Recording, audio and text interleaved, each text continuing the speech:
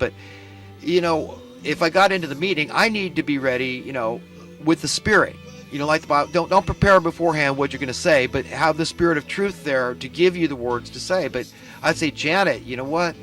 You got to straighten this out. You've got to give us sound currency, okay? Because sooner or later, the dam's going to bust. You know that. I know that. I know how you're preparing for martial law. I know what Henry Paulson, the threats he made about martial law. I remember that. Unless you bail out these too big to fail, which are really too big to exist. And all these people, they should be jailed. That's what they're not too big to be jailed. That's it. So you get rid of the little guy and you protect the big guy, and then you call protectionism bad. Oh, well, no, when it comes to protecting the little guy, that's protectionism, you communist. You see, the whole thing is ridiculous, absurd, topsy-turvy, preposterous. It's wrong to accept this reality, this unreality that you've imposed on us, that's been foisted on us. It's fraudulent. Up one side, down the other. We all have to get this thing. There is a way to ensure our currency is sound, and it's called accountability. It's called checks and balances. It's called we the people having a voice in our financial destiny, our social economic welfare. Okay, that's what it means, the collective.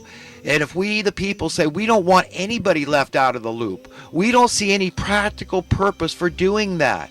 Okay, if you don't need to whip the slaves metaphorically by keeping them hungry and oppressed and intentionally impoverished for them to serve, why would you? If there's plenty of stuff, and the same people that telling us we're ruining the earth are suppressing clean energy technology so we could take cruises anytime we want, fly planes, and not pollute the earth and tap into infinite pure clean energy that's out there.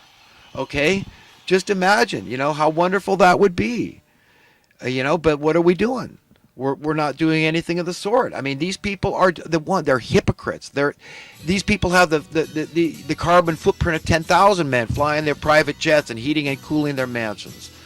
So, if I got to hear this stuff about saving the earth, which I believe in being a good steward of the earth, you want to hear it from some sage living in the mountains, You don't want to hear it from these fruitcakes, these people, so anyhow, no offense to, fruitcakes out there, but it might as well. That's been something that's been on my mind.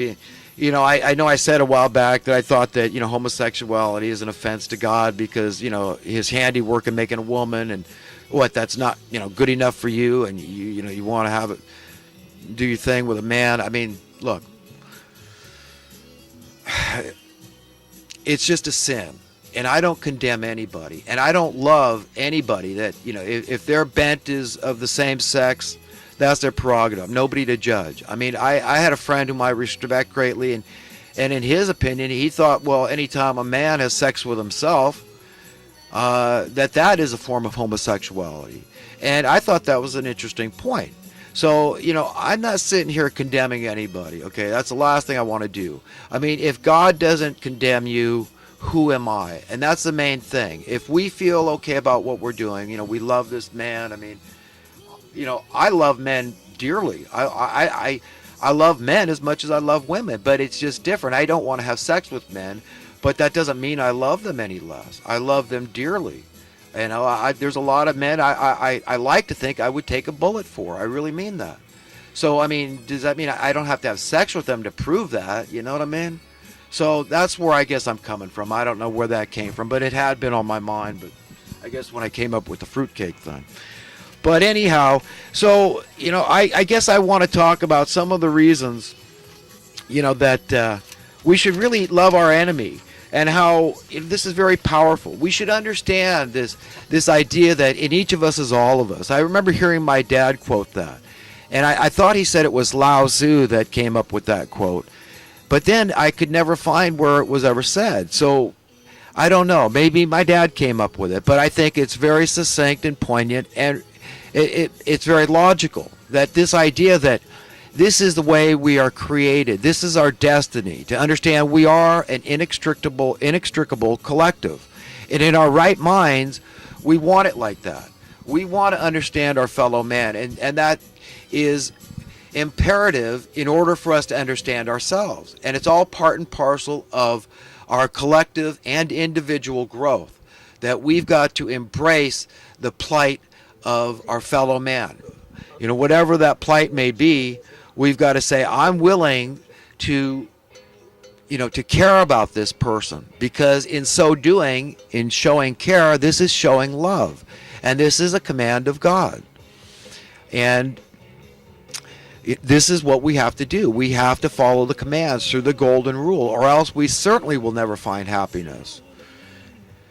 So it's so critical that we understand this applies to our enemies, remembering what Jesus said when he said, what credit is it to you to love those who already love you? That's easy to do. Any of us can do that. But it's loving those that hate you. That's the trick. That's the trick we have to perform. However difficult that trick is, he will empower us to do it if we tap into that spirit. Say, wow, that sounds illogical. It sounds like nonsense to love my enemy. What seems instinctual, what seems logical, is to keep a distance and to, keep an eye out on my enemy to make sure he's not going to harm me in some roundabout way or even overtly.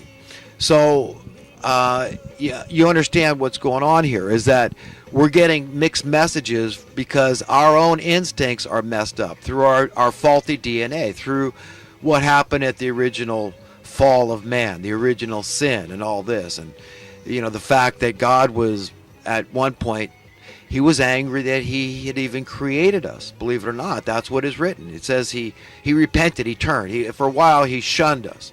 He was so disgusted from whatever had happened, which I believe was inbreeding probably with some kind of beings we weren't to be, that had promised us some special information that would enlighten us, right? This knowledge of good and evil. So this was the forbidden fruit, likely, that we engaged in, that disgusted God. So it got mixed in our DNA, it's in our blood, it's in there, and it's taking all these thousands of years to play itself out, because it has to be done on God's time and in his way. But that's what's happening here. We're reaching the end of an age. So all these multi-millennia that we've gone through are going to be in the past. These are the dark ages that we're going through. When this is evil's time, when darkness reigns. Satan's time when evil reigns. But that time is coming to an end. And you want to be out there fighting in the front lines as best you can. And it's all with the pen. Okay, it starts in our heart and our minds and our spirits, and God empowers us. Okay, he gives us the words to say to, and the people that we need to say it to, and the spirit from which and how to say it, the attitude we're to have as we reveal these things and convey this message that he wants to go out to the world. He will give us the wherewithal to do that if we simply turn to him and tap into it and allow him to. Allow ourselves to be a conduit for that message to go forth. And it's just a message of, look, while there's still time, get out there and fight the good fight.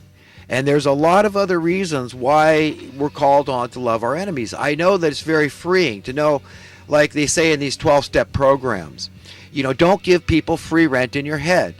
And what they mean is that, if you forgive somebody, really from your heart, and bless them and say, God, help this person because I love them. I know you love them as much as you love me. However, in my mind, however wicked I perceive them to be and vile and unforgivable I believe their deeds to be, if you love them, who am I to judge? You understand? So there's great logic in taking this path of loving our enemies. And it's very empowering. It's freeing and empowering at the same time. It's like my love for God personally. Whenever I spend time alone and praising God and worshiping him, while I do whatever I'm doing and just thanking him for all the great things he's bestowed on me, all the great blessings, immediately what comes into my mind and heart is my great need. Yes, I'm doing this because I need God. Yes, God is a crutch. I am compelled to understand this fact, and we should all understand our great need. God is more important in my life than the next breath, than my physical life, because the promise that he holds out is that this thing is eternal, while this life is very tenuous. and anything could end it at any time, this physical life. We are not bodies. He has given us a body as a vehicle of expression. Okay, it's an extension of our essence, our heart and our soul, our spirit and our mind. Our true character is a godly character, and it's eternal, it's infinite, it doesn't end. Everything good that you are able to glean and gather and muster up in this world, every good quality, characteristic, and attribute is like a treasure that you put away, and it's promised you will not lose it. And those are the greatest treasures. It's things like true friends and helping your brothers and sisters out, helping us to evolve, to transcend this world, this evil world, this rotting, stinking cesspool of a world, that we call a civilization, this pathetic excuse for a civilization. It's about